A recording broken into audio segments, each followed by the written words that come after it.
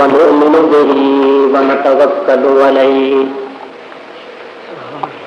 ونعوذ بالله من شرور أنفسنا ومن سيئات أعمالنا من يهده الله فلا مضل له ومن يضلله فلا هادي له ونشهد أن لا إله إلا الله وحده لا شريك له ونشهد أن سيدنا ومولانا وشفيعنا وحبيبنا ورؤوفنا ورحيمنا محمدا عبده ورسوله صلى الله تعالى عليه وعلى آله وأصحابه وبارك وسلم أما بعد فأعوذ بالله من الشيطان الرجيم بسم الله الرحمن الرحيم يا أيها النبي إنا أرسلناك شاهدا ومبشرا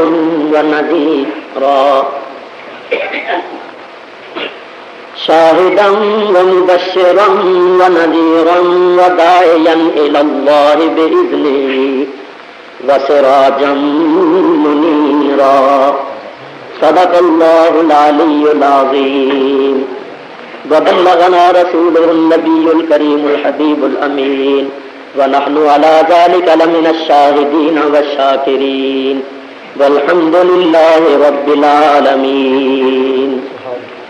درود پڑھیے اللہ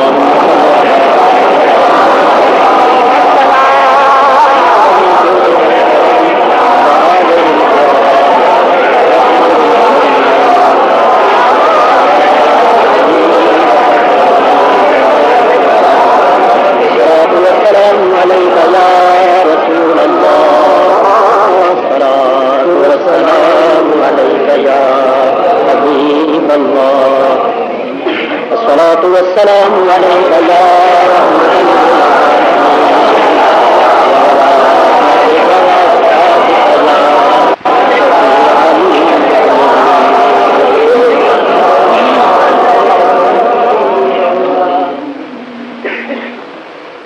قابل صد احترام حضرات علماء کرام اور معزز سامعین کرام، میں نے آپ حضرات کے سامنے قرآن کریم کی 2 آیتیں تلاوت کی ہیں. ان 2 آیتوں کا لفظی ترجمہ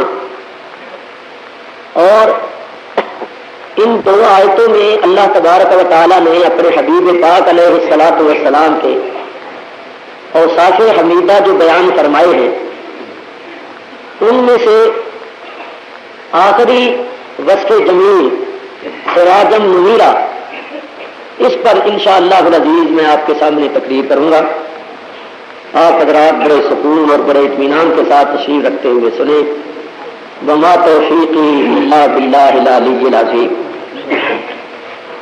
اللہ تعالیٰ ارشاد فرماتا ہے، یا ایھا النبی، اے غیب کی خبریں دینے والے، انا ارسلناک، بے شک ہم نے تمہیں بھیجا، شاہدا و مبشرا و نذیرا، حاضر و ناظر اور خوشخبری دینے والا اور ڈر سنانے والا، وداعیا الی اللہ باذنہ، اور بلانے والا اللہ کی طرف اس کے حکم سے، وسراجا منیرا، اور چمکا دینے والا آفتاب. 2 آیتوں کا لفظی ترجمہ میں نے آپ حضرات کے سامنے پیش کیا ہے. یہ آیتیں کیا ہیں؟ یہ حضور علیہ الصلوۃ والسلام کے اوصاف حمیدہ، یعنی حضور علیہ الصلوۃ والسلام کی نعت شریف کا ایک گلدستہ ہے جس میں رنگ رنگ کے پھول مہک رہے، اور آخری وصف جمیل سراجم منیرا، اس پر میں نے تقریر کرنی ہے اور آپ حضرات نے سننی ہے. میرا انداز جیسا بھی ہے آپ حضرات نے سننا، کیونکہ پنجاب میں ہمارے حضرات علماء کرام کے انداز بڑے پیارے ہیں، بڑے مبارک ہیں اور بڑے دلچسپ ہیں. اور میں بھی پنجاب کا ہی رہنے والا ہوں، مگر کراچی میں جا کر ان لوگوں کے ساتھ مل کر انہی جیسا ہو گیا. بہر صورت میرا جیسا بھی انداز ہے، اس میں ترنم ہو یا نہ ہو، جس انداز سے بھی میں آپ حضرات کے سامنے بیان کروں آپ سنیں.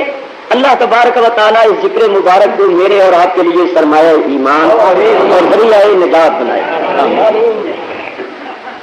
نبی کریم علیہ الصلوۃ والسلام کی شان میں اللہ تعالیٰ ارشاد فرماتا ہے وَسِرَاجًا مُنِيرًا، اے میرے پیارے نبی میں نے آپ کو شاہد، مبشر، نذیر، داعی اللہ اور سراج منیر بنا کر بھیجا ہے. اعلیٰ حضرت امام اہل سنت مولانا شاہ احمد رضا فاضل بریلوی رحمت اللہ علیہ نے سراجم منیرہ کا ترجمہ فرمایا چمکا دینے والا آفتاب. یہ ترجمہ بہت زیادہ صحیح ترجمہ ہے. سراج کا معنی ہے آفتاب، سراج کہتے ہیں آفتاب کو، اور منیر کے معنی ہے روشن کرنے والا، نور عطا فرمانے والا، چمکانے والا. اب اس کو میں قرآن کریم سے پیش کرتا ہوا آگے بڑھتا ہوں. پہلے سنو کہ سراج سے مراد آفتاب ہے. اللہ تعالیٰ ارشاد فرماتا ہے تبارک الذی جعل فی السماء بروجا وجعل فیہا سراجا وقمرا منیرا. بڑی برکت والی ہے وہ ذات جس نے آسمانوں میں برج بنائے، وجعل فیہا اور رکھا ان آسمانوں میں سراجا وقمرا منیرا، سراج اور قمر کو روشن کرنے والا. بتائیے اس آیت میں اللہ تعالیٰ نے سورج کو کیا فرمایا ہے؟ سراج. اللہ تعالیٰ نے سورج کو کیا فرمایا؟ سراج. معلوم ہوا کہ سراج سے مراد آفتاب ہے، سورج ہے. دوسری آیت سنیے، اللہ تعالیٰ ارشاد فرماتا ہے وَجَعَلَ الشَّمْسَ سِرَاجًا، اللہ نے شمس کو سراج بنایا. تیسری آیت میں فرمایا سراجا وہاجا.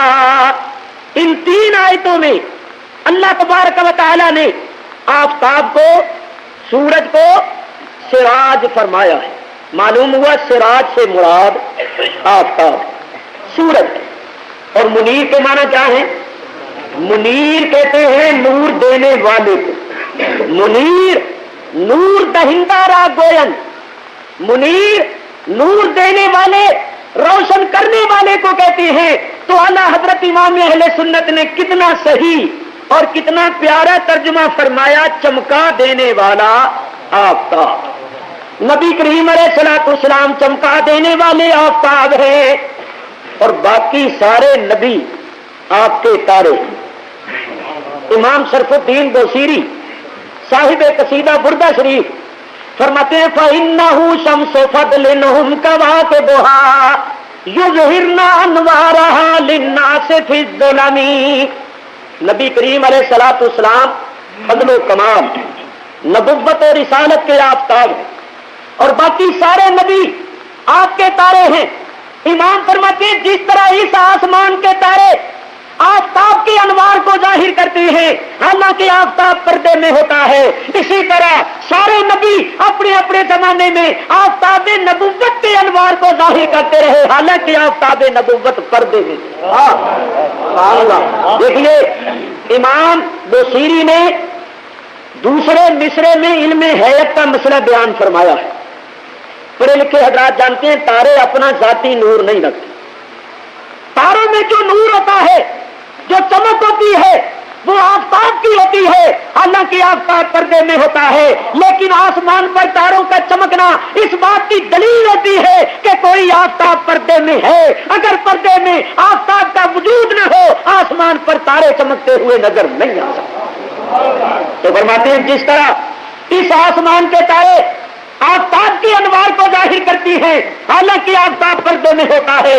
اسی طرح سارے نبی اپنے اپنے زمانے میں آفتاب نبوت حضرت محمد الرسول اللہ صلی اللہ علیہ وسلم کے انوار کو ظاہر کرتے رہے، حالانکہ آفتاب نبوت اس وقت پردے میں۔ نعرہ تکبیر، نعرہ رسالت،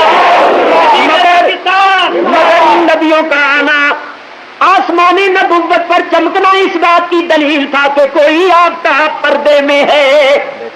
اگر آفتاب کا وجود پردے میں نہ ہوتا تو یہ آسمان نبوت پر چمکتے ہوئے نظر نہ آتے۔ تو معلوم ہوا کہ پہلے نبیوں میں جو چمک تھی، جو نور تھا، وہ در حقیقت چمک اور نور تھا آفتاب نبوت کا۔ تو اب اعلیٰ حضرت امام اہل سنت مولانا شاہ احمد رضا فاضل بریلوی رحمت اللہ علیہ کا شعر پر فرماتے ہیں، چمک تجھ سے پاتے ہیں سب پانے والے، چمک تجھ سے پاتے ہیں سب پانے والے، میرا دل بھی چمکا دے چمکانے، میرا دل بھی چمکا دے چمکانے۔ پہلے نبیوں میں جو نور تھا وہ نور آفتاب نبوت کا تھا۔ پہلے نبیوں نے چمک حاصل کی تو آفتاب نبوت سے حاصل کی۔ دیکھیے، جب تک آفتاب پردے میں رہتا ہے تارے چمکتے، اور جب آفتاب کا طلوع ہو جاتا ہے پھر تارے نہیں چمکتے۔ تارے مر نہیں جاتے، مٹ نہیں جاتے، نیست و نابود نہیں ہو جاتے، موجود ہوتے ہیں مگر نظر نہیں آتے، کیونکہ آفتاب کا نور ان پر غالب آ جاتا ہے۔ جب تک آفتاب نبوت پردے میں ہے، آسمان نبوت پر نبی چمکتے رہے، آدم صفی اللہ بن کے چمکے، نوح نبی اللہ بن کے چمکے، ابراہیم خلیل اللہ بن کے، موسیٰ کلیم اللہ اور عیسیٰ روح اللہ بن کے چمکے علیہم الصلاۃ والسلام۔ اور جب آفتاب نبوت کا طلوع ہو گیا، ارشاد ہو گیا بلاکر رسول اللہ وخاتم النبیین۔ اب آفتاب کا طلوع ہو گیا ہے، اب تارے نہیں آئیں گے، نہیں چمکیں گے۔ آفتاب کا طلوع ہو گیا۔ میرے بزرگوں اور دوستوں غور کرنا، آفتاب جب طلوع کرتا ہے تو وہ اپنی روشنی دینے میں کسی بخل کا مظاہرہ نہیں کرتا۔ کوئی خود ہی اپنے دروازے بند کر لے تو اس کی مرضی، کوئی خود اپنے آگے حجاب کر لے، آڑ کر لے، اس کی مرضی۔ آفتاب اپنی روشنی دینے میں کسی بخل کا مظاہرہ نہیں کرتا۔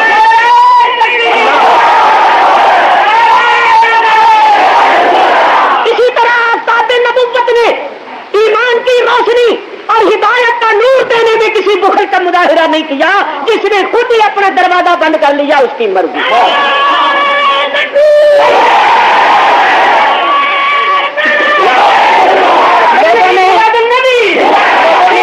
دروازے بند کر لیے، اپنے آگے پردے کر لیے، حجاب کر لیے، آڑ کر لیے، آفتاب نے کسی بخل کا مظاہرہ نہیں کیا۔ آفتاب کا فیض عام ہے۔ یہاں ایک بات کرتا، بعض لوگ کہتے ہیں کہ حضور علیہ الصلوۃ والسلام ساری عمر زور لگاتے ہیں ابو جہل کوئی مسلمان نہیں کر سکے، ابو لہب کو مسلمان نہیں کر سکے، اپنے چاچی ابو طالب کو مسلمان نہیں کر سکے، ساری عمر زور لگاتے رہے۔ تم یہ تم کہتے ہو کہ وہ آفتاب تھے، ان کا فیض عام تھا۔ اگر وہ آفتاب تھے ہدایت کے اور ایمان کے اور نور کے تو پھر سب کو ہی منور کر دیتے۔ ابو جہل کیوں نہ منور ہوا، ابو لہب کیوں نہ منور ہوا؟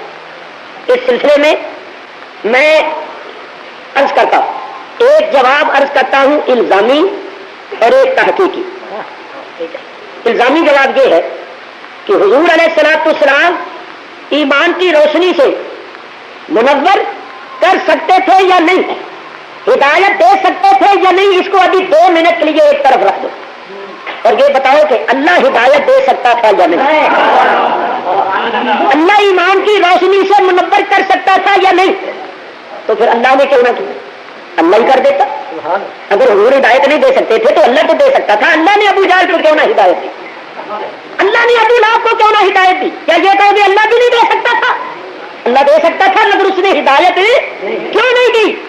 پڑھا لکھا آدمی اس کا ایک جواب دے گا، کیا اللہ تعالیٰ ارشاد فرماتا ہے واللہ یہدی من یشاء الی صراط مستقیم، اللہ ہدایت دیتا ہے سیدھے راستے کی جس کو چاہتا ہے، جس کو چاہتا ہے۔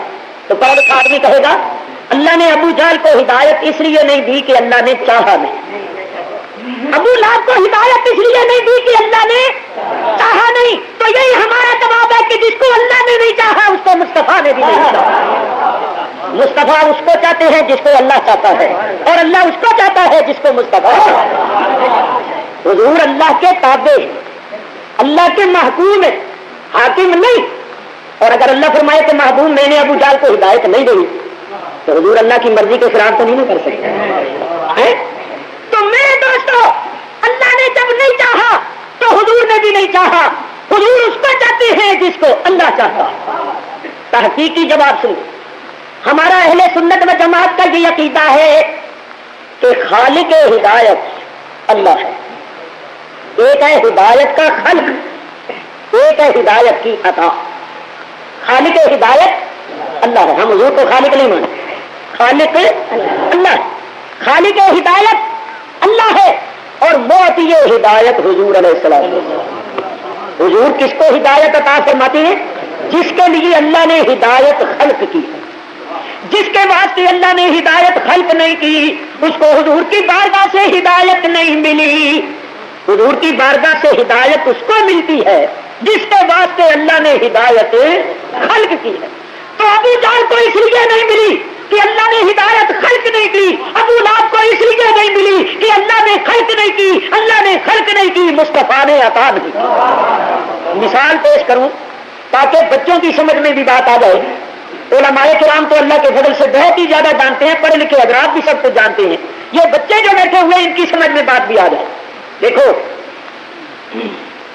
بادشاہ اپنے خزانے پر کسی کو مختار بنا کر، خازن بنا کر چابیاں دے کے بٹھا دے اور اس کو یہ حکم دے دے کہ میں پرچی کاٹتا جاؤں گا، تم عطا کر کے جس کے لیے میں پرچی کاٹ دوں اس کو دے دے۔ خازن کے ہاتھ میں چابیاں ہیں، خزانہ اس کے پاس ہے، پیٹی اس کے پاس ہے، اس کے اندر لاکھوں کروڑوں روپے موجود ہیں، وہ چابیاں لے کے بیٹھا ہے، مالک نے بادشاہ نے اس کو مختار بنایا ہے، خازن بنایا ہے، اور حکم یہ دیا ہے کہ دینا اس کو جس کے لیے میں پرچی کاٹ۔ مالک پرچی کاٹ رہا ہے، بادشاہ پرچی کاٹ رہا ہے، اس کو 5,000 دے دو، اس کو 10,000 دے دو، اس کو 20,000۔ خازن دے رہا، کوئی شخص مالک کے پاس جائے کہ میرے لیے بھی پرچی کاٹ دے، مالک کہتا ہے میں نہیں کرتا، میں نہیں کہتا تجھے کچھ ملے۔ مالک نے اس کے لیے پرچی نہیں کاٹی، وہ بھی آ جائے خازن کے پاس اور کہے مجھے بھی 10,000 روپیہ دے دو، تو خازن کہے گا میں تو بیٹھا ہی دینے کے لیے ہوں، خزانہ میرے پاس ہے مگر مالک نے مجھے حکم دیا ہے کہ دینا اس کو جس کے لیے میں پرچی کاٹوں، پرچی لیا۔ وہ کہتا ہے مالک نے میرے لیے پرچی نہیں کاٹی، خازن کہتا ہے پھر تجھے مجھ سے دولت نہیں مل سکتی۔ تو جس کو نہ ملے وہ ادھر جا کے کہنا شروع کر دے جی دے ہی نہیں سکتا، جی دے ہی نہیں سکتا، تو بڑے لکھے لوگ کہیں گے کہ بے وقوف ہے، غلط کہہ رہا ہے، وہ تو بیٹھا ہی اس لیے، اللہ مالک نے اس کو خزانہ دے کے بٹھایا ہی اس لیے ہے، اس کو جو نہیں ملا تو اس لیے کہ مالک نہیں چاہتا۔ تو میرے دوستوں بزرگوں، یہاں سے ایک بات سمجھ میں آ گئی کہ جو لوگ یہ کہتے پھرتے ہیں ہدایت نہیں دے سکتے، معلوم ہوا ان کو بھی ہدایت نہیں ملی، اگر ملی ہوتی تو یہ نہ کہتے کہ ہدایت نہیں دے سکتے۔ ان کو بھی ہدایت نہیں ملی، جن کو ملی ہے وہ یہی کہتی ہے کہ اللہ تعالیٰ نے اپنے حبیب کو ہدایت دے کے اور ہادی بنا کے بھیجا، کل کائنات کو ہدایت ملی تو حضور کی بدولت ملی، حضور کی بارگاہ سے اللہ نے ہدایت دے کے بھیجا، ہادی بنا کے بھیجا۔ قرآن پڑھ کے دیکھ، وَالَّذِي أَرْسَلَ رَسُولَهُ بِالْهُدَىٰ، اللہ وہ ہے جس نے اپنے رسول کو ہدایت دے کے بھیجا، ہدایت دے کر دے، اور ہادی انما انت منذر ولکل قوم ہاد، سوائے اس کے اور کچھ نہیں کیا میرے حبیب، آپ ڈر سنانے والے ہیں اور ہر قوم کے ہادی ہیں، ولکل قوم ہاد، حضور ہر قوم کے ہادی بن کر آئے. بولو ہادی کے معنی کیا ہے؟ ہدایت دینے والا. اور اللہ جانتا تھا کہ بہت سے ایسے لوگ بھی ہوں گے جو شک کریں گے، انکار کریں گے. فرمایا وَإِنَّكَ لَتَهْدِي إِلَىٰ صِرَاطٍ مُسْتَقِيمٍ. یہ حضرات علماء کرام تشریف فرما ہے. یہ تو بہت زیادہ جانتی ہیں، طلباء بھی جانتی ہیں کہ انا حرف تحقیق ہے جو شک شبے اور وہم کو دور کرنے کے لیے آتا ہے. اللہ نے انا حرف تحقیق بھی فرمایا، صرف تہدی نہیں، لا تہدی. یہ نام تاکید کا ہے. مانا یہ ہوا کہ اے میرے حبیب بلا شک و شبہ ضرور آپ سیدھے راستے کی ہدایت فرماتے ہیں. تو اللہ جانتا تھا کہ شکی بھی پیدا ہوں گے، وہمی بھی پیدا ہوں گے. تو فرمایا او شکیو شک نہ کرنا، وہمیوں وہم نہ کرنا، اور منکرو انکار نہ کرنا. میں خدا ہو کر فرماتا ہوں کہ بلا شک و شبہ یقیناً میرا حبیب ہادی ہے اور سیدھے راستے کی ہدایت دیتا ہے. تو میرے بزرگوں اور دوستوں، عرض یہ کر رہا تھا کہ لوگوں نے خود ہی دروازے بند کر. یہاں ایک اور اعتراض وارد ہوتا ہے. ہو سکتا ہے کسی کے ذہن میں بات آ جائے یا ڈال دی جائے. تو جب حضور جانتے تھے کہ ان کے لیے پرچی نہیں کٹی تو پھر حضور ان کو بار بار تبلیغ کیوں فرماتے، کوشش کیوں فرماتے، موت سے کیوں دکھاتے؟ پتا تھا کہ ان کے لیے پرچی نہیں کٹی، ان کو ہدایت نہیں ملنی، تو پھر حضور ان کو تبلیغ کیوں فرماتے تھے، کوشش کیوں کرتے تھے ہدایت پر لانے کی، جدوجہد کیوں کرتے تھے؟ کیوں کر کے کہہ دیتے بھائی ان کے لیے پرچی ہے ہی نہیں، سوال ہی نہیں پتا. اس کا جواب بھی سنو. اللہ تعالیٰ قرآن پاک میں ارشاد فرماتا ہے ان الذین کفروا سواء علیہم انذرتہم ام لم تنذرہم لا یؤمنون. قربان جائیے، اعلیٰ حضرت امام اہل سنت نے جو ترجمہ فرمایا، علماء سے اس ترجمے کی قدر پوچھو کہ کتنا محققانہ ترجمہ. ترجمہ کیا فرماتی؟ ان الذین کفروا، بے شک وہ لوگ جن کی قسمت میں کفر ہے. کیا یہ ازلی طور پر کافر، ازلی طور پر کافر ہے، محروم ہے، جن کے لیے پرچی نہیں کرتی. ان الذین کفروا، بے شک وہ لوگ جن کی قسمت میں کفر ہے، سواء علیہم، برابر ہے ان پر، انذرتہم ام لم تنذرہم لا یؤمنون. اے میرے حبیب آپ ان کو ڈرائیں یا نہ ڈرائیں وہ ایمان نہیں لائیں. تو یہ تو علم تھا کہ ایمان نہیں لائیں، پرچی نہیں کٹی، پھر تبلیغ کیوں فرماتے؟ اس کا جواب بھی اسی آیت میں ہے. غور کرو، اللہ نے کیا فرمایا؟ سواء علیہم. یہ نہیں فرمایا سواء علیک، یہ نہیں فرمایا کہ محبوب تیرا ڈرانا یا نہ ڈرانا، تیرا تبلیغ کرنا یا نہ کرنا تیرے لیے برابر ہے. یہ نہیں فرمایا، ان کے لیے برابر ہے. وہ تو ایمان نہیں لائیں گے مگر تیرے واسطے برابر نہیں. تجھے تبلیغ کرنے کا اجر و ثواب ملے گا، تجھے کوشش کرنے کا اجر ملے گا. اس لیے حضور کوشش کرتے تھے اور برابر تبلیغ فرماتے رہتے تھے کہ حضور کو اس کا اجر ملتا تھا، ورنہ حضور جانتے تھے کہ یہ لوگ ایمان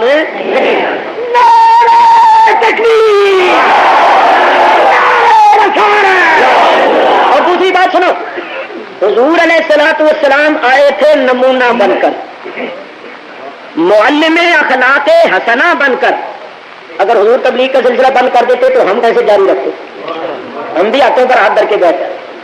حضور نے امت کو یہ سبق دینا تھا، تعلیم دینی تھی کہ کسی کے ہدایت پر آنے کی امید ہو یا نہ ہو، کوئی مانے یا نہ مانے، تم برابر تبلیغ کرتے رہو اور اپنا فرض ادا کرتے رہو. وہ نہیں مانے گا نہ صحیح، تمہیں تو اجر و ثواب ملے گا. معلوم ہوا جو لوگ اعتراض کرتے ہیں ان کو اصل حقیقت کا علم نہیں. بس یہ ایک اصول یاد کر لو، جو بھی اعتراض کرتا ہے سمجھ لو اس کو علم نہیں. اگر علم ہوتا تو اعتراض نہ. باہر صورت میں عرض کر رہا تھا کہ جب آفتاب طلوع کرتا ہے تو وہ اپنی روشنی دینے میں کسی بخل کا مظاہرہ نہیں کرتا، اس کا فیض عام ہوتا ہے. سنیے ذرا غور کے ساتھ سنیے.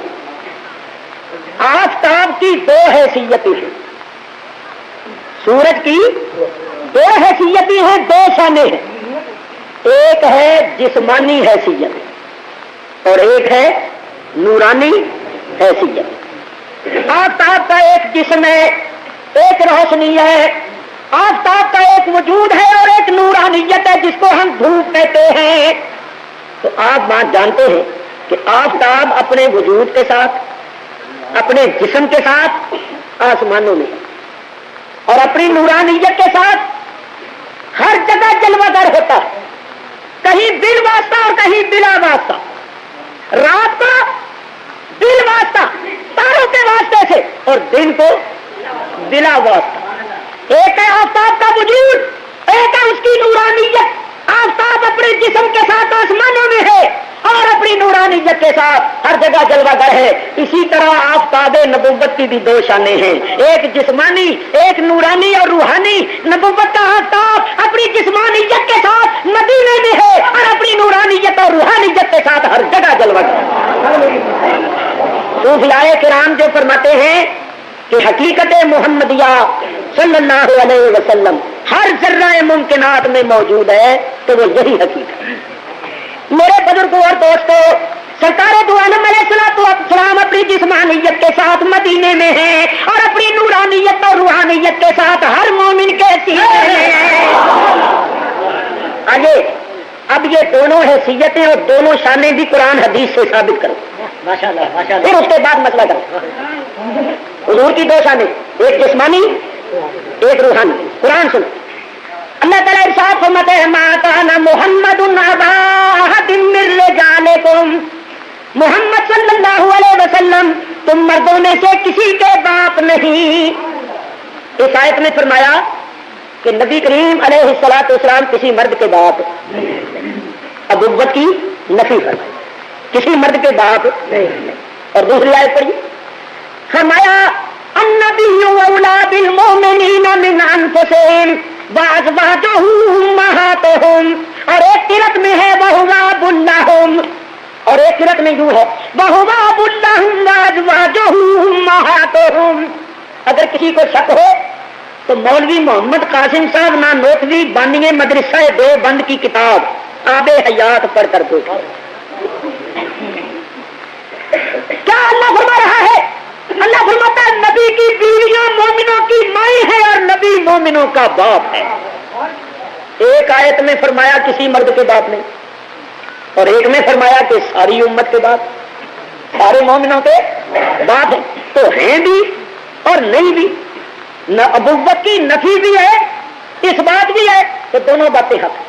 جہاں نفی ہے وہاں نفی ہے ابوت جسمانی کی، جسمانی طور پر کسی مرد کے باپ، اور جہاں اس بات ہے ابوت روحانی کا، یعنی روحانی طور پر ساری امت کے باپ ہیں۔ تو دو حیثیتیں ثابت ہوئی یا نہیں ہوئی، ایک جسمانی اور ایک روحانی۔ جسمانی طور پر کسی مرد کے باپ نہیں، روحانی طور پر سارے مومنوں کے باپ ہیں۔ قرآن سے ثابت ہوا کہ سرکار کی دو حیثیتیں ہیں، دو شانیں ہیں، ایک جسمانی اور ایک روحانی۔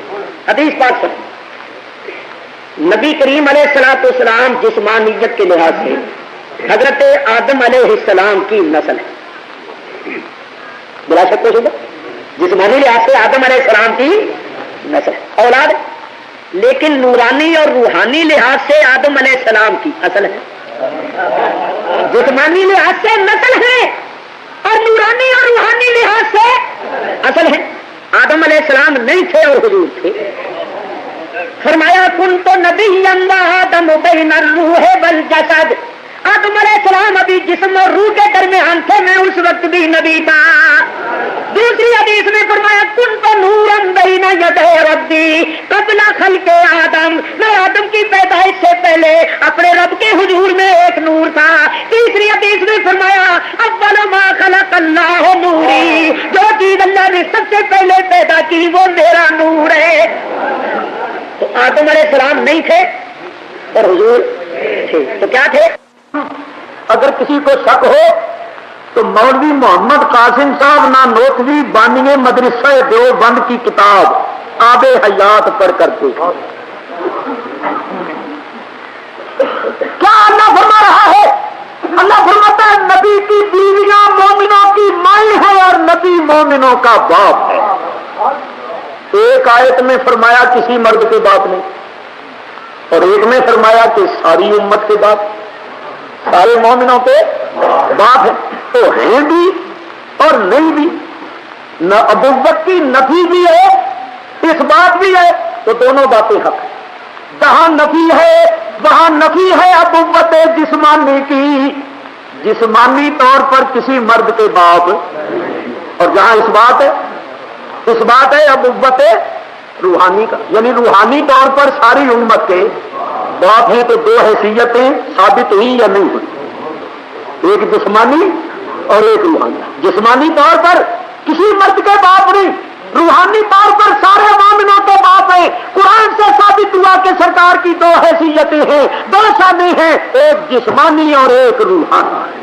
حدیث پاک سنو، نبی کریم علیہ الصلوۃ والسلام جسمانیت کے لحاظ سے حضرت آدم علیہ السلام کی نسل ہے، بلا شک کو سنو، جسمانی لحاظ سے آدم علیہ السلام کی نسل ہے، اولاد، لیکن نورانی اور روحانی لحاظ سے آدم علیہ السلام کی اصل ہے۔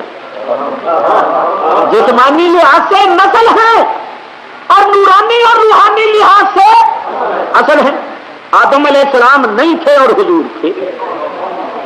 فرمایا کنت نبیا وآدم بین الروح والجسد، آدم علیہ السلام ابھی جسم اور روح کے درمیان تھے، میں اس وقت بھی نبی تھا۔ دوسری حدیث میں فرمایا کنت نورا بین یدی ربی قبل خلق آدم، میں آدم کی پیدائش سے پہلے اپنے رب کے حضور میں ایک نور تھا۔ تیسری حدیث میں فرمایا اول ما خلق اللہ نوری، جو چیز اللہ نے سب سے پہلے پیدا کی وہ میرا نور ہے۔ تو آدم علیہ السلام نہیں تھے اور حضور تھے، تو کیا تھے؟ نور۔ پھر فرماتے ہیں کن تو نور ہے، میں نور۔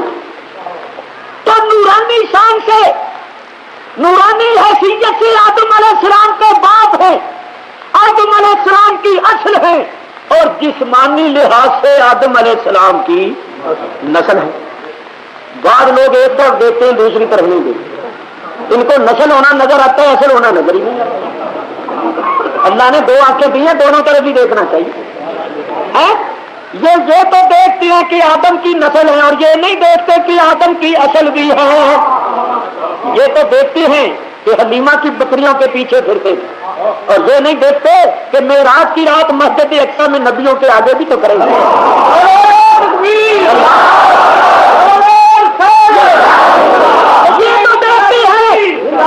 یہ تو دیکھتے ہیں کہ بیمار ہوتے تھے، اور یہ نہیں دیکھتے کہ جس خاک پر قدم رکھ دیا اس کو تمام بیماریوں کے واسطے شفا بنا دی۔ یہ تو دیکھتے ہیں کہ سوتے تھے، اور یہ نہیں دیکھتے کہ سونے کی حالت میں غافل نہیں ہوتے، آپ کی نیند آپ کا وضو نہیں توڑتی۔ یہ تو دیکھتے ہیں کہ فرش پر چلتے تھے، اور یہ نہیں دیکھتے کہ عرش پر بھی تو چلے تھے۔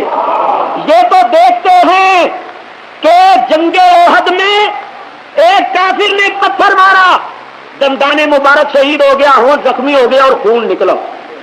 یہ تو دیکھتے ہیں کہ خون نکلا، اور یہ نہیں دیکھتے کہ فرشتوں نے 4 مرتبہ سینہ چیرا، خون کا قطرہ نہیں نکلا۔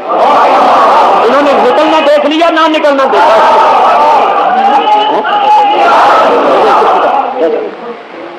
نکلنا دیکھ لیا اور نہ نکلنا نہیں دیکھ، میاں دونوں طرف دیکھو، اللہ دونوں شانیں دکھاتا ہے، ان کی جسمانی شان بھی دکھاتا ہے، نورانی شان بھی دکھاتا ہے۔ یہ بھی دکھاتا ہے کہ اس میں کوئی شبہ نہیں کہ وہ انسان کامل ہے، بے مثل بشر ہے، اور اس میں بھی کوئی شبہ نہیں کہ وہ بلا شک کو شبہ نور ہے۔ دونوں شانیں اللہ دکھاتا ہے، دونوں طرف دیکھنا چاہیے۔ خیر کیا کہہ رہا تھا؟ ایک جسمانی شان ہے اور ایک نورانی اور روحانی۔ جب آپ نے یہ سمجھ لیا تو سن لو، حضور اپنی جسمانیت کے ساتھ مدینے میں اور اپنی نورانیت کے ساتھ ہر مومن کے سینے میں۔ کیسے ہے سینے؟ یہ سن لو، انشاءاللہ ایمان تازہ ہے۔ میرے بزرگوں اور دوستوں، حضور علیہ الصلوۃ والسلام ہر مومن کے سینے میں کس طرح ہے؟ بڑی پیاری بات ہے۔ بولو، ایمان جو ہوتا ہے، ایمان وہ کہاں ہوتا ہے؟ دل میں۔ جزاکم اللہ۔ ایمان کہاں ہوتا ہے؟ دل میں۔ اللہ تعالیٰ ارشاد فرماتے ہیں اولئک کتب فی قلوبہم الایمان، فی قلوبہم الایمان، ایمان دل میں ہوتا ہے، اور یہ ایمان جو ہے دل میں یہ کیا ہے؟ یہ ہے نور۔ بولے ایمان کیا ہے؟ نور۔ قرآن سمجھ، اللہ فرماتا ہے اللہ ولی الذین آمنوا یخرجہم من الظلمات الی النور، اللہ مددگار ہے ایمان والوں کا، وہ ان کو ظلمتوں سے نکال کر نور کی طرف لاتا ہے۔ ظلمتیں کیا ہیں؟ کفر، شرک، گمراہی، یہ سب ظلمت، اور لاتا کدھر ہے؟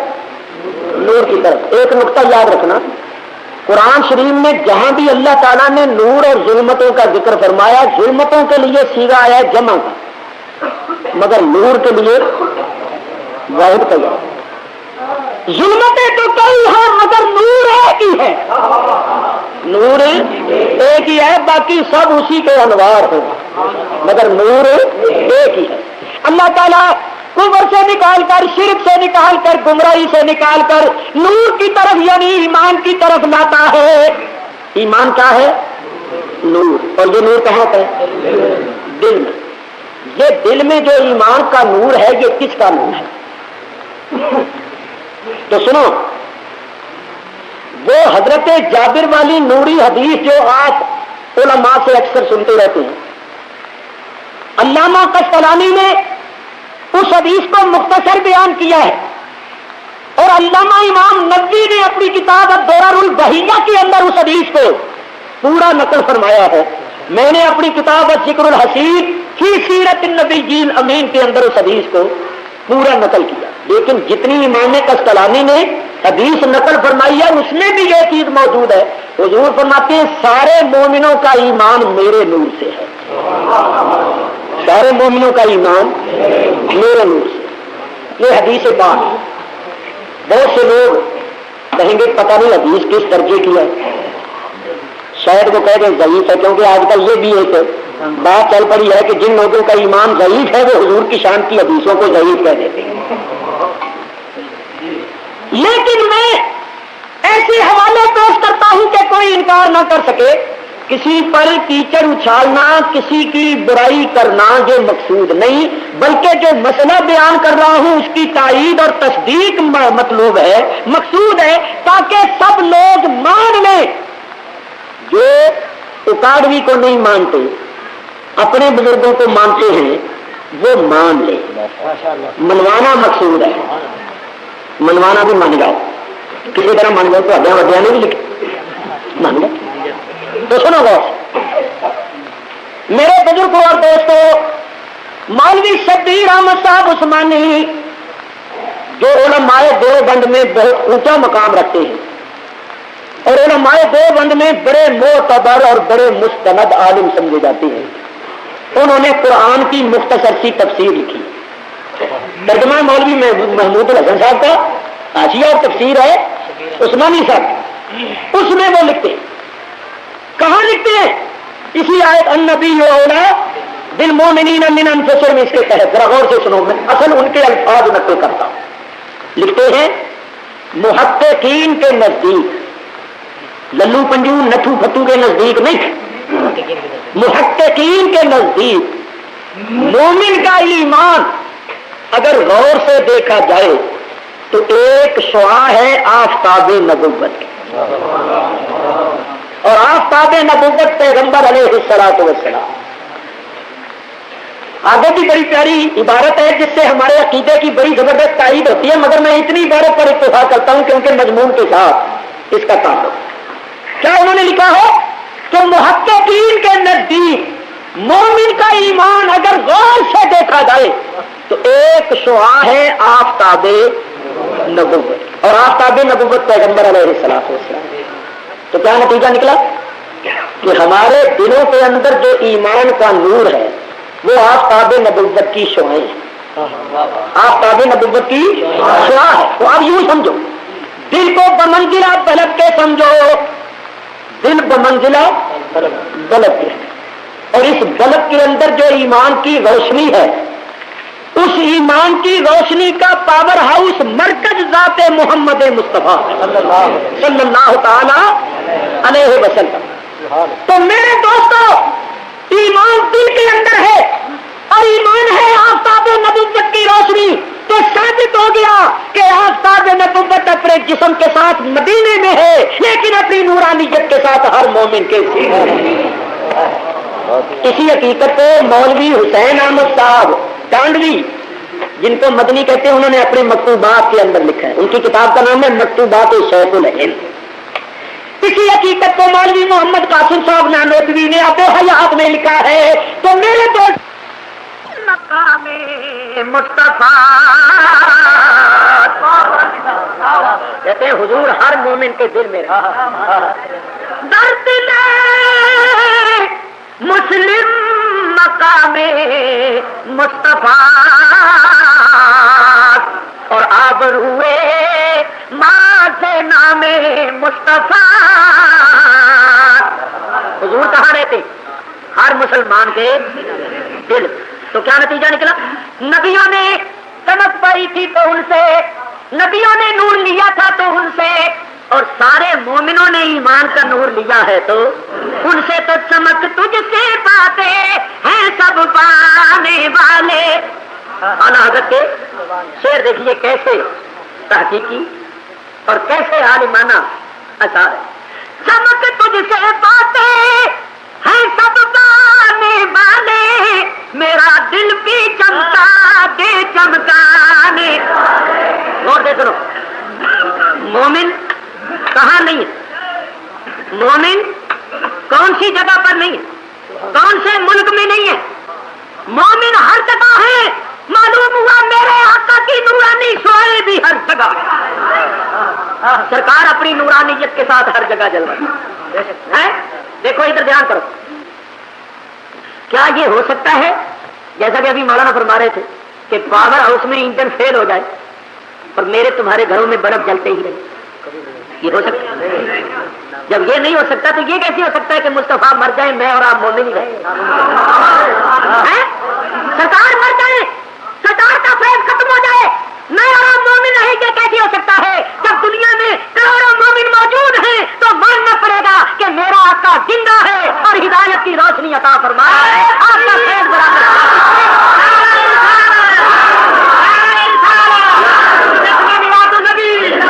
برابر جاری ہے، ورنہ کوئی مومن نہیں رہ سکتا. اگر حضور مر جائیں کوئی مومن. گھروں میں بلبوں کا چمکنا، جگمگ جگمگ کرنا اس بات کی دلیل ہے کہ پاور ہاؤس میں انجن بدستور چل رہا ہے. بجلی سپلائی ہو رہی ہے. جب دنیا میں لاکھوں کروڑوں مومن موجود ہیں، ان کے سینوں کے اندر دل جو ہے وہ ایمان کی روشنی سے جگمگا رہے ہیں، تو ماننا پڑے گا کہ ایمان کا پاور ہاؤس برابر فیض پہنچا رہا ہے اور کائنات کو ایمان کی روشنی سے منور کر رہا ہے. اگر غور سے سن لیجیے، یہ تو نہیں ہو سکتا کہ پاور ہاؤس میں انجن فیل ہو جائے میرے تمہارے گھروں میں بلب جلتے ہی رہے. یہ ہو سکتا ہے کہ پاور ہاؤس میں انجن بدستور چل رہا ہو اور کسی کے گھر میں اندھیرا ہو جائے. یہ ہو سکتا ہے. بلب فیوز ہو جائے، تار کٹ جائے. تو اگر ایک بات سن لو توجہ، جس کے گھر میں اندھیرا ہو جائے وہ اندھیرے میں بیٹھا بیٹھا یہ خیال کرے کہ پاور ہاؤس میں انجن فیل ہو گیا ہوگا. غور سے سننا، اس کو یہ خیال کب آیا؟ جب وہ روشنی سے محروم ہو گیا. جب وہ روشنی سے محروم ہو گیا اور تاریکی کا شکار ہو گیا. جب تک وہ روشنی میں تھا اس کا کبھی یہ خیال ہو سکتا ہے؟ معلوم ہوا کہ جو لوگ یہ کہتے ہیں کہ حضور مر گئے ان کے بلب فیوز ہو گئے، وہ ایمان کی روشنی سے محروم ہو گئے، وہ کفر کی تاریکی، بد اعتقادی کی تاریکی کا شکار ہو گئے ہیں. جن کے سینوں کے اندر دل جگمگا رہے ہیں ان کا عقیدہ کیا؟ ان کا تو کبھی خیال بھی نہیں ہو سکتا کہ حضور ہے. ان کو کبھی یہ خیال بھی نہیں آ سکتا. اسی واسطے اعلیٰ حضرت امام اہل سنت فرماتے تو زندہ ہے واللہ، تو زندہ ہے واللہ. 2 مرتبہ واللہ فرمایا. واللہ کے معنی خدا کی قسم. عقیدہ ہو تو ایسا، عقیدہ ہو تو پکا ہو اور پکے ہو جاؤ. یہ کہتے ہیں کہ حضور مر گئے ان کے بلب فیوز ہو گئے، وہ ایمان کی روشنی سے محروم ہو گئے، وہ کفر کی تاریکی تاریکی کا شکار ہو گئے ہیں، جن کے سینوں کے اندر دل جگمگا رہے ہیں، ان کا عقیدہ کیا، ان کا تو کبھی خیال بھی نہیں ہو سکتا کہ حضور ان کو کبھی یہ خیال بھی نہیں آ سکتا. اسی واسطے اعلیٰ حضرت امام اہل سنت فرماتے تو زندہ ہے واللہ، تو زندہ ہے واللہ، 2 مرتبہ واللہ فرمایا. واللہ کے معنی خدا کی قسم. عقیدہ ہو تو ایسا، عقیدہ ہو تو پکا ہو، اور پکے ہو جاؤ، پکوں کے ساتھی بن جاؤ، کچے نہ بنو، کچوں کا ساتھی نہ بنو. میری بات سنو، جب تک پکے کے ساتھ جاتی رہی پار لگتی رہی.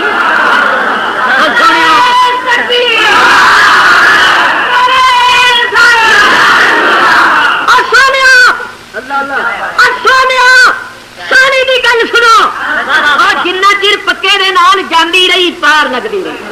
ایک دن ہی کچے نال واسطہ پیا، یہ کچا آپ بھی ڈبیا تو انہوں بھی ڈبیا. آپ پکے ہو جاؤ اور ان پکوں کے ساتھی بن جاؤ. نہ کچی ہو دو، نہ کچے کے ساتھ دوستی اور سنگ کرو. کچا خود بھی ڈوبے گا، تمہیں بھی لے کے ڈوبے گا. پکے ہو نعرہ تکبیر.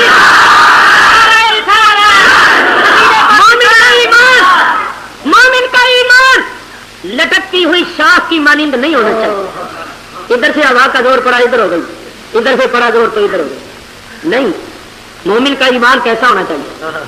آپ کہیں گے تنے جیسا ہونا چاہیے، درخت کے تنے جیسا. میں کہتا ہوں کبھی زور کا طوفان آ جاتا ہے تو تنا بھی ٹوٹ جاتا ہے. ارے مومن کا ایمان پہاڑ کی مانند ہونا چاہیے. مومن کا ایمان پہاڑ کی طرح ہونا چاہیے. ہزاروں آندھی آ جائے، طوفان آ جائے، اس کے عدم سے ٹکرا کے پاس ہو جائے، مگر پہاڑ اپنی جگہ سے نہ ہٹے. نہیں سنتے ہو کربلا میں کتنا بڑا طوفان آیا، مگر فاطمہ الزہرا کی آگوش میں پلنے والا، مصطفیٰ کے کندھوں پر کھیلنے والا، جنت کے نوجوانوں کا سردار اپنے مقام سے، اپنے موقف سے ہٹا.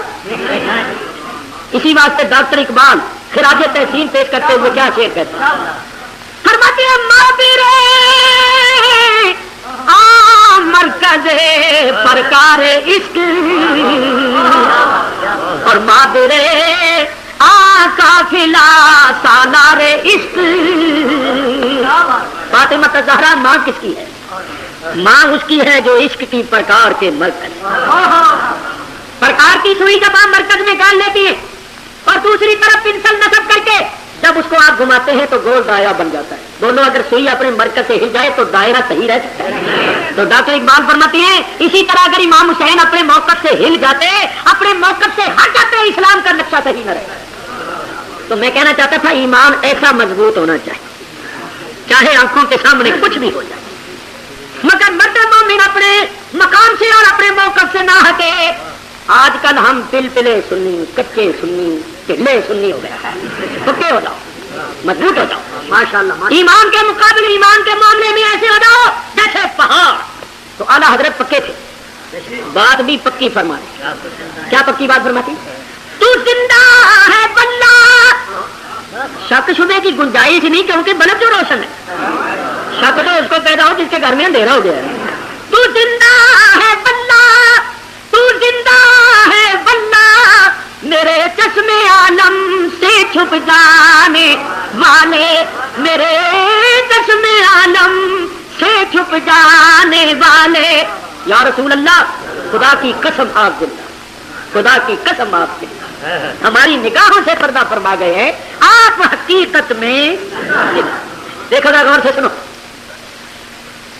قرآن کریم میں اللہ تعالیٰ نے کافروں کو جو لوگوں کے نزدیک زندہ تھے، کھاتے پیتے تھے، کاروبار کرتے تھے، ان کو مردہ فرمایا. اور شہداء جو لوگوں کے نزدیک مردہ ہو گئے، جن کے جسموں سے روحیں قبض ہو گئی، اپنی قبروں میں دفن ہو گئے، اللہ فرماتا ہے زندہ، ان کو مردہ گمان بھی نہ کرو. تو آپ نے کبھی غور کیا کہ بات کیا ہے؟ پہلے آیتیں سن لو، کوئی یہ نہ کہے کن آیتوں میں. شہیدوں والی آیت ہے تو ہر کوئی سنتا پڑتا رہتا ہے، دوسری بھی سنتے رہتے ہیں، مگر میں پیش کر دیتا ہوں. اللہ تعالیٰ ارشاد فرماتا ہے انک لا تسمع الموتى. اس آیت کریمہ میں اللہ فرماتا ہے میرے حبیب آپ مردوں کو قرآن نہیں سناتے. مردوں، اچھا کن کو سناتے؟ اسی کے مقابلے میں فرمایا وَإِن تُسْمِعُوا إِلَّا مَن يُؤْمِنُ بِآيَاتِنَا، آپ ان کو قرآن سناتے ہیں جو ہماری آیتوں پر ایمان رکھتے ہیں، کیونکہ مقابلے میں مومنوں کا ذکر آیا.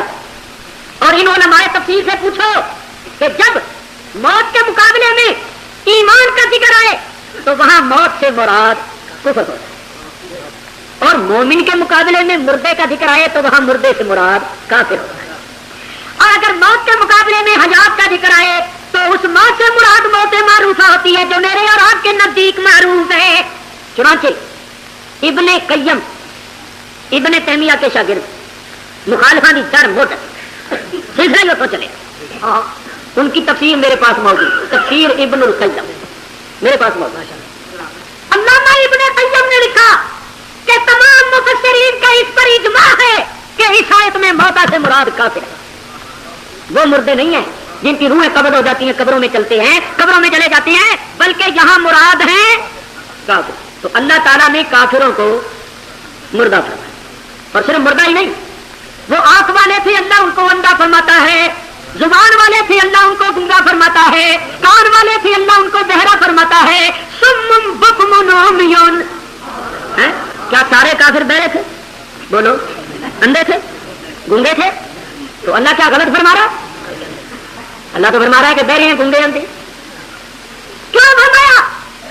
کہ قلبی طور پر، روحانی طور پر، حقیقی طور پر بہرے ہیں، گنگے اندھے ہیں. اور ایک پیار کی بات کروں، اللہ فرماتا ہے میرے پیارے یہ ساری چیزوں کو دیکھتے ہیں مگر جب تجھے دیکھنے والی آنکھ نہیں رکھتے تو میرے نزدیک اندھے.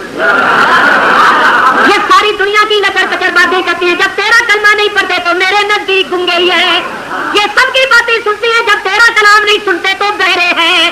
معلوم ہوا زبان والا وہ ہے جو مصطفیٰ کا ذکر کرے، کان والا وہ ہے جو مصطفیٰ کا ذکر سنے، اور آنکھ والا وہ ہے جو مصطفیٰ کو دیکھنے والی آنکھ. تو وہ آنکھ والے تھے اللہ فرماتا ہے اندھے، کان والے تھے اللہ فرماتا ہے بہرے، زبان والے تھے اللہ فرماتا ہے گنگے ہیں، اور وہ زندہ تھے لوگوں کے نزدیک اللہ فرماتا ہے مردے. اور شہداء جن کی روحیں قبض ہو گئی، جن کے اجسام قبروں میں چلے گئے اللہ فرماتا ہے زندے. تو آپ نے غور کیا کہ بات کیا ہے؟ بات یہ ہے کہ شہداء کے جسم تو کٹ گئے مگر کملی والے سے تعلق نہیں کٹا. ایمان کا پاور ہاؤس سے تعلق نہیں کٹا، اور کافروں کے جسم نہیں کٹے مگر کملی والے سے تعلق کٹا ہوا ہے، بل فیوز ہو چکے. اللہ فرماتا ہے کہ چلتے پھرتے بھی مردے ہیں، وہ قبروں میں پڑے ہوئے بھی زندے ہیں. معلوم ہوا زندگی نام ہے تعلق مصطفیٰ، زندگی نام ہے تعلق مصطفیٰ کا. ارے زندہ وہ ہے جس کا تعلق وابستہ ہے، اور جس کا تعلق کٹ گیا ہے وہ مردہ ہے.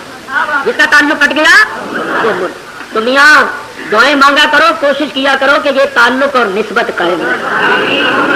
اسی تعلق کا نام ایمان ہے. ایمان کا پاور ہاؤس، ایمان کا مرکز سرکار دو عالم کی ذات ہے، اور وہاں سے نورانی شعائیں آ رہی ہیں. جس انسان کے سینے میں پہنچی ہوئی ہیں، دل میں جلوہ گر ہے، وہ مومن ہے. اور جس نے دروازہ بند کیا ہے وہ کافر ہے، وہ مومن ہے نہیں. تو میرے بزرگوں اور دوستوں، ثابت ہو گیا کہ سرکار اپنے جسم انور کے ساتھ مدینے میں ہے، اور اپنی نورانیت اور روحانیت کے ساتھ ہر مومن کے سینہ. تو ہم جو حضور کو موجود مانتے ہیں نورانی طور، روحانی طور، اب سارے اعتراضات کا جواب ہو گیا. بعض لوگ کہتے ہیں کہ تم کہتے ہو حضور موجود ہے، حاضر و ناظر، پھر تم امام کیوں بنتے؟ تمہیں شرم نہیں آتی؟ حضور کی موجودگی میں مصلی پر کھڑے ہو جاتے ہو. حضور جب مسجد اقصیٰ میں گئے تھے معراج کی رات، وہاں آدم کا حصہ سارے نبی موجود تھے، کسی نبی کو جرأت نہیں ہوئی کہ حضور کی موجودگی میں آگے کھڑا ہو. تم کہتے ہو موجود بھی اور پھر آگے کھڑے ہو جاتے ہو، تم کتنے بے ادب ہو. تو پھر وہ کہتے ہیں کہ ملا یا تو یہ عقیدہ چھوڑ کے حضور موجود ہے، یا مسلح چھوڑ، یا عقیدہ چھوڑ یا مسلح چھوڑ.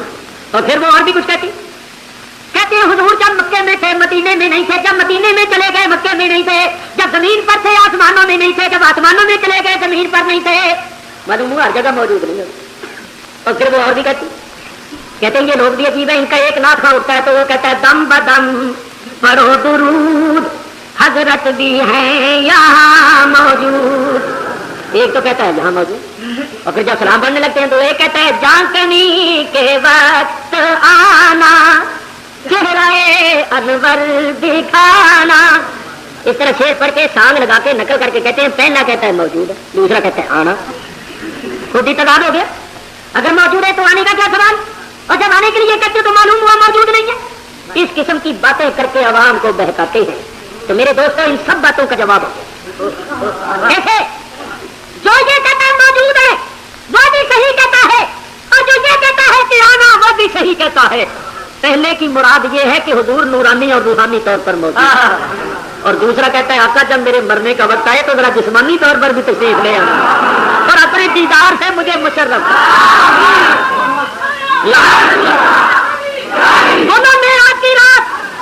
میراج کی رات حضور اپنے جسم کے ساتھ مسجد اقصی میں گئے تھے یا روحانیت کے ساتھ؟ جسم کے ساتھ. اور خدا کی قسم جہاں بھی اگر جسم کے ساتھ تشریف لے آئے تو کیا حضرت مولانا صاحب آگے کھڑے ہو سکتی ہے؟ کس کی ضرورت ہو سکتی ہے آگے کھڑا ہو؟ تو ہم جسمانی طور پر تو موجود مانتے ہی نہیں، ہم کہتے ہیں وہ نورانیت کے ساتھ روحانیت کے ساتھ موجود ہیں. ارے مکے میں گئے تو جسم کے ساتھ تھے، مدینے میں گئے تو جسم کے ساتھ تھے، آسمانوں پر جسم کے ساتھ گئے. وہ ہے جسمانیت کی باتیں، ہمارا عقیدہ ہے روحانیت کے ساتھ. تو یہ سارے اعتراضات ہی لگو جاہلوں کو عوام کو بہکانے کے لیے یہ باتیں کی جاتی. میرے بزرگوں اور دوستوں یاد رکھو سرکار اپنی نورانیت اور روحانیت جلوہ گر ہے، اور اپنی جسمانیت کے ساتھ بھی اگر تشریف لانا چاہیں ایک ہی وقت میں بے شمار مقامات میں موجود ہونا چاہے تو ہو سکتا. اور آج تک تو یہ مسئلہ سمجھنا بڑا ہی آسان ہو گیا ہے. جو سائنس ترقی کر رہی ہے، اسلام کی صداقت اور پیغمبر اسلام کی شان اظہر میں شمس ہو رہی ہے. آپ دیکھتے ہیں کہ ایک بندہ ٹیلی ویژن اسٹیشن پر بیٹھ کے بولتا ہے، آپ ہزارہ مقامات پر اس کو دیکھتے ہیں. جب مادیات کے یہ کرشمے ہیں تو روحانیات کا کیا ہے؟ پہلے تو ریڈیو کا سسٹم تھا، ایک بندہ ایک جگہ بیٹھ کے بولتا ہے، ساری دنیا میں اس کی آواز موجود ہے. جہاں آپ نے ریڈیو لگایا ایریل نے آواز کو قید کیا، آپ نے سن لیا. پہلے ریڈیو کا سسٹم تھا، جب سے ٹیلی ویژن کا سلسلہ ہوا ہے اس نے یہ ثابت کر دیا ہے کہ جس طرح بولنے والے کی آواز ہر جگہ موجود ہوتی ہے، بولنے والا بھی موجود ہوتا ہے. ریڈیو کا ایریل آواز کو قید کرتا ہے، ٹیلی ویژن کا ایریل صورت کو قید کرتا ہے. جب مادیت کا یہ عالم ہے، روحانیت کا کیا؟ میرے دوست اگر تو اپنے سینے کو روحانیت کا ٹیلی ویژن بنا لے تو تیری بھی یہ حالت ہو جائے. دل کے آئینے میں ہے تصویر یار، جب ذرا گردن جھکائی دیکھ لی. تکبیر، نبی شریف. یہ جو ہمارا مسلک ہے نا، ہمارا جو مسلک ہے یہ ہے سراسر روحانی. بادر غور سے ہمارا جو مسلک ہے یہ ہے سراسر روحانی نورانی. اور آج کل نورانیت اور روحانیت کم ہوتی جا رہی ہے. اللہ جو روحانیت مردہ ہوتی جا رہی ہے، روحانیت کم ہوتی جا رہی ہے. یہ مسئلے بھی اوپرے اوپرے معلوم. اللہ اوپرے. میرے بزرگوں یہ جو مسئلہ ہے حاضر و ناظر کا، اہل روحانیت سے پوچھو. یہ مسئلہ غوث آدم سے پوچھنے کا ہے، یہ مسئلہ خواجہ غریب نواز سے پوچھنے کا ہے، یہ مسئلہ داتا گنج بخش سے پوچھنے کا ہے، یہ مسئلہ مجدد الفسانی سے پوچھنے کا ہے، یہ مسئلہ میاں شیخ محمد صاحب سے یہ مسئلہ شیخ محی الدین ابن عربی سے پوچھنے کا ہے. ان سے پوچھو، وہ تمہیں بتائیں گے کہ محبوب کے انوار و تجلیات ہر جگہ جلوہ گر. اللہ اللہ کو بھی نظر نہیں آتا. یہ ٹھیک ہے، ہمیں بھی نظر نہیں آتے، ہم بھی اندھے. لیکن یاد رکھنا اندھے دو قسم کے ہوتے ہیں. ایک اندھا وہ ہوتا ہے جو آنکھ والے کی مان لیتا ہے، اور ایک اندھا وہ ہوتا ہے جو آنکھ والے کی نہیں مانتا. مثلا اندھا آ رہا، آگے سے آنکھ والا مل گیا، اس نے کہا جی آگے نہ آنا، آگے کنواں ہے کھڈا. وہ کہہ رہا میں نہیں مانتا. آج کہ میں نہیں مانتا. آنکھ والا کہے کیوں نہیں مانتا؟ کہتا مجھے نظر نہیں آتا. تو آنکھ والا کہے گا تجھے تو نظر آنا ہی، تو ہے ہی اندھا، اور تو آنکھ والے کی بھی نہیں مانتا تو تیری مرضی.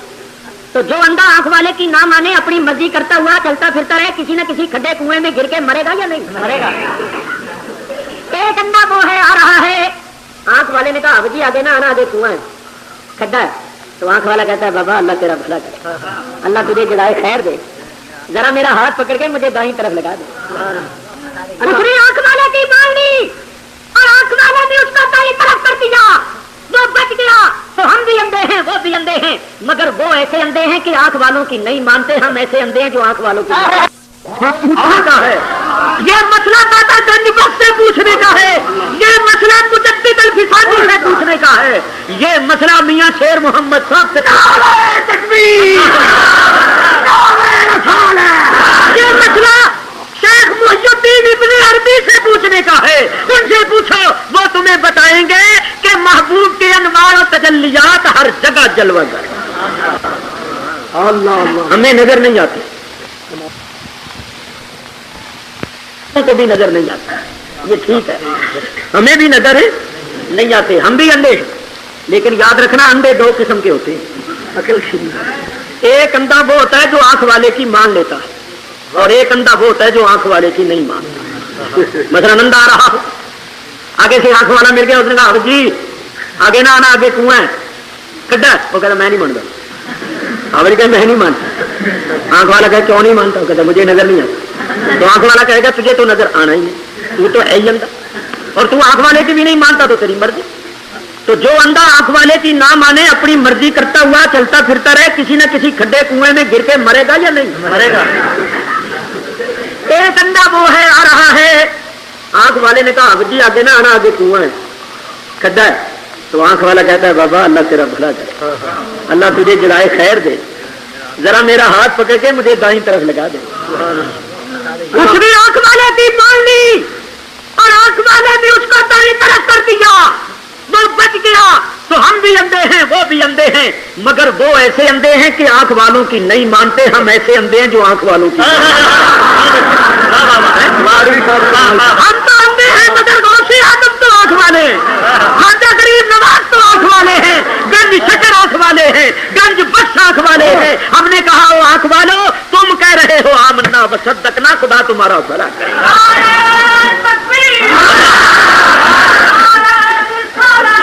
حضور علیہ الصلوۃ والسلام کی دو شانیں ہیں, ایک جسمانی شان ہے, ایک نورانی اور روحانی شان ہے. جسمانیت کے ساتھ مدینے میں ہے, اور اپنی روحانیت اور نورانیت کے ساتھ ہر مومن کے یہی وجہ ہے. حجت الاسلام علامہ امام غزالی رحمت اللہ تعالی علماء دیکھیں, ان سے پوچھو.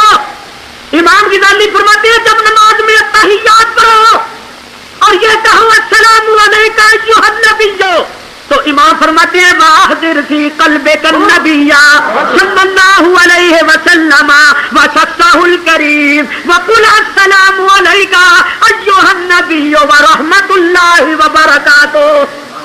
امام فرماتے ہیں جب السلام علیکم ایھا النبی کہو تو یہ عقیدہ رکھو کہ حضور میرے دل میں موجود ہے. حضور کو اپنے دل میں حاضر سمجھو.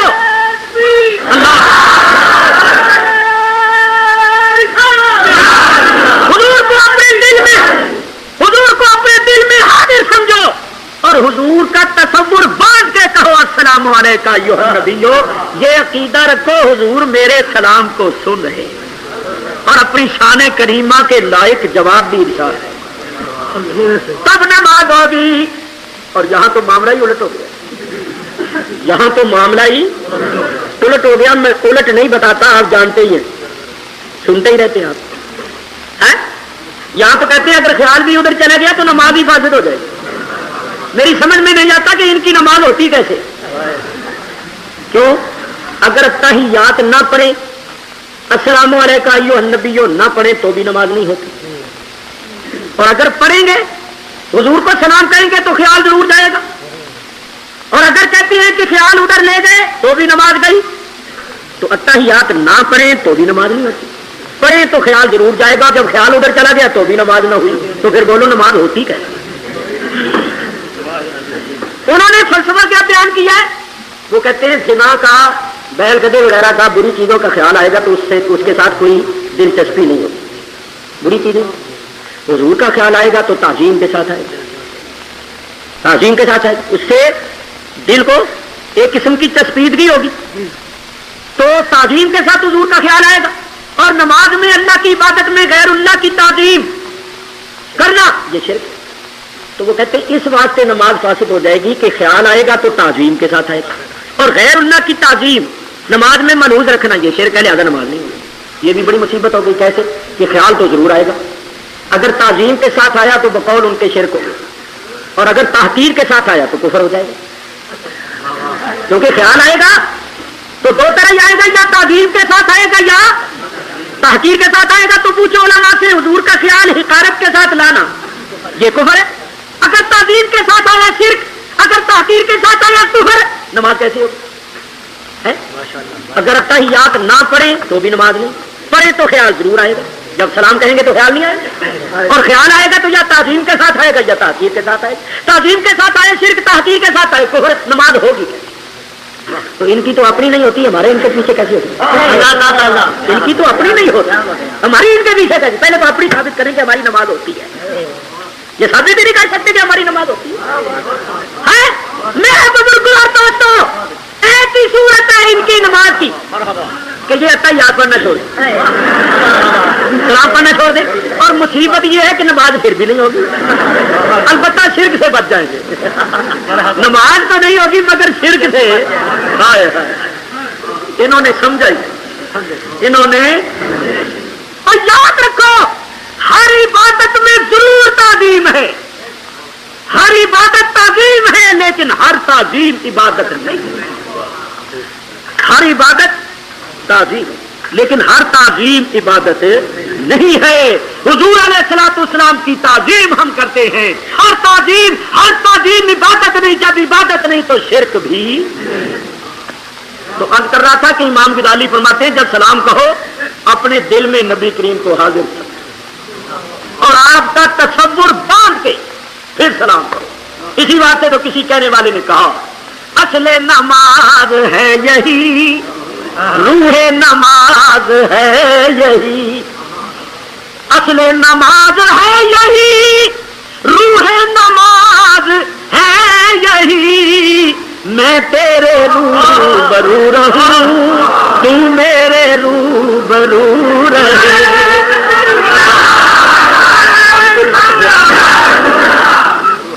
عطا میں تیرے روبرو رہوں، تو میرے روبرو رہے.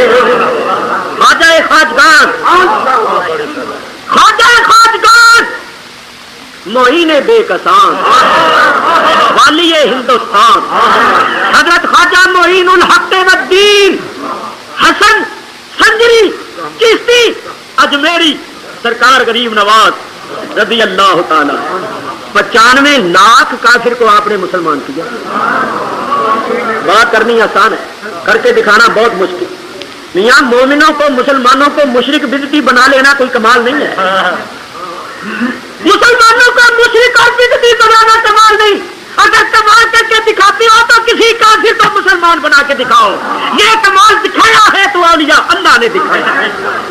کتنے کافر مسلمان کیے؟ 95,000 نہیں، لاکھ.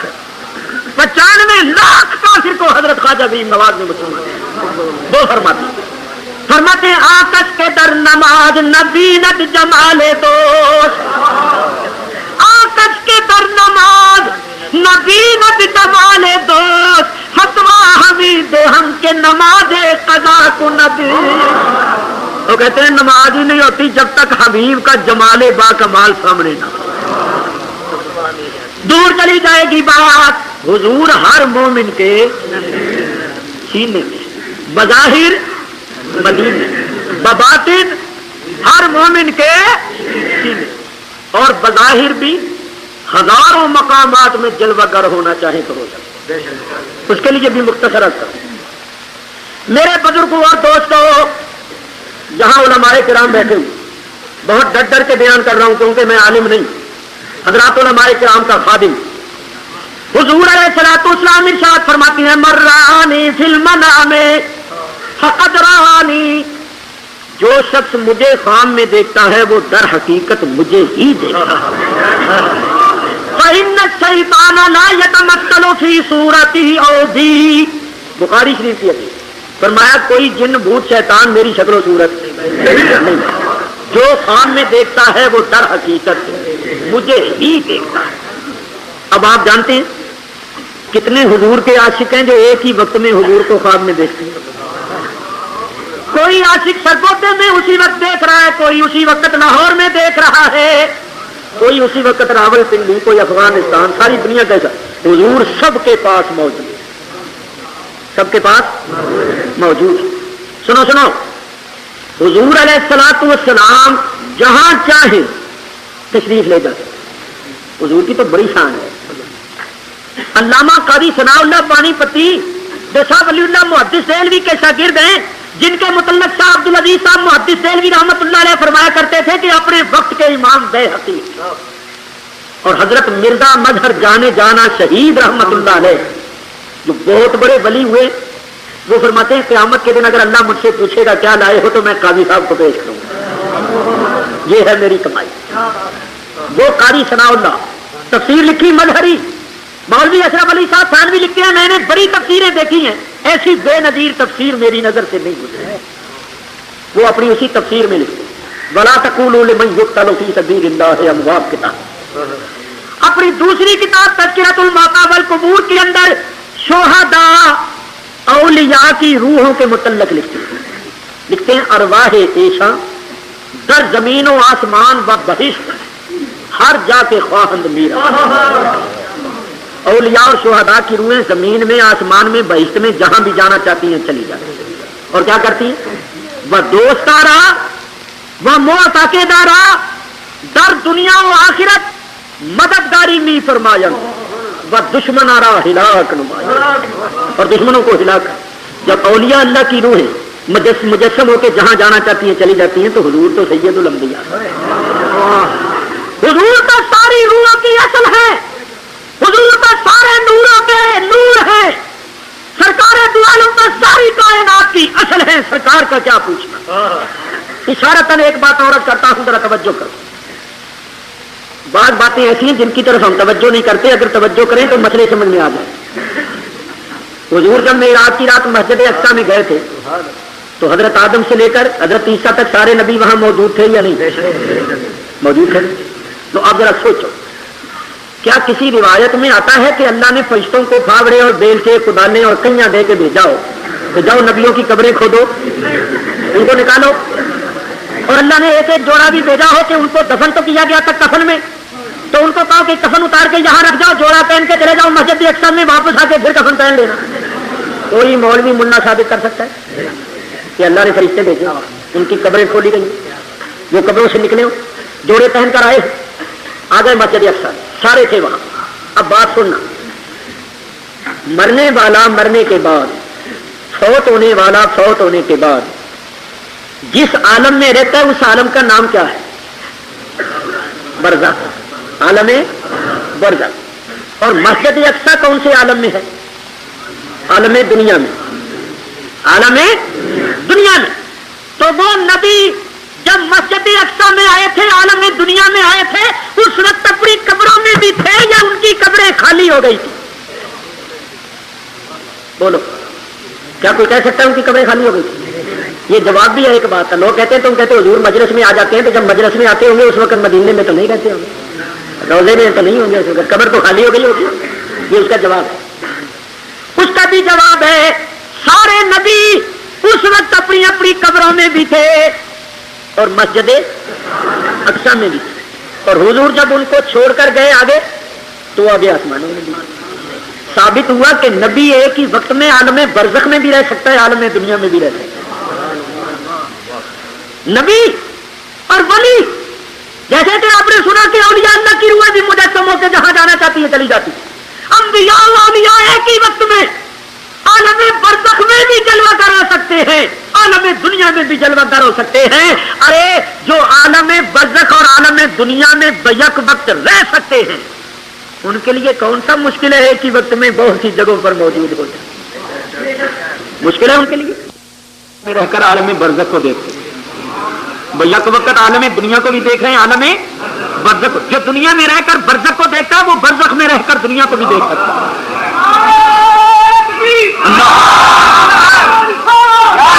ارے حضور کی تو بڑی شان ہے. آپ نے یہ بھی سنا ہوگا کہ سرکار ایک خچر پر سوار تھے, قبرستان کے پاس گزرے تو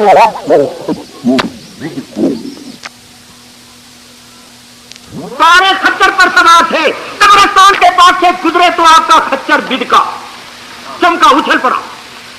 حضور نے فرمایا میرے صحابیوں تم سمجھو میرا یہ خچر کیوں بدکا ہے, کیوں اچھلا کودا ہے؟ ان سے صحابہ نے کہا اللہ اور اللہ کا رسول ہی زیادہ جانتے. فرمایا اس کی آنکھوں سے پردے اٹھ گئے.